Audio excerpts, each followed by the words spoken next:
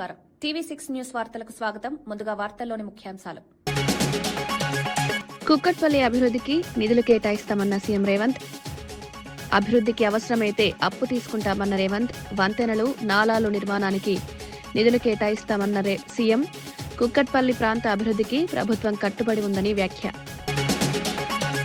గత ప్రభుత్వ అప్పులపై మంత్రి పార్థసారథి విమర్శలు. వైఎస్ఆర్సీపీ అప్పులతో రాష్ట్రానికి నష్టం ఉన్న మంత్రి. సంక్షేమం, అభివృద్ధి రెండింటిపై ప్రభుత్వం దృష్టి పెట్టిందన్న మంత్రి. ఆర్థిక క్రమశిక్షణతో రాష్ట్ర అభివృద్ధి సాధ్యమన్న పార్థసారథి. 6 గ్యారంటీల అమలుకు ప్రైవేట్ మెంబర్ బిల్ తీసుకొస్తామన్న కేటీఆర్. మహిళలకు 2500 హామీ అమలుపై కేటీఆర్ డిమాండ్. పెన్షన్లు పెంచాలని అసెంబ్లీలో బిల్ ప్రవేశపెడతామన్న కేటీఆర్. ఎన్నికల హామీలు అమలు చేయాలని ప్రభుత్వానికి హెచ్చరిక. ఆత్మకూరులో మంత్రి ఆనం విస్తృత పర్యటన. రైతులకు డిజిటల్ పాస్ పుస్తకాల పంపిణీ. గ్రామీణాభివృద్ధి పనులకు శ్రీకారం. మీ భూమి మీ హక్కు కార్యక్రమంలో పాల్గొన్న మంత్రి.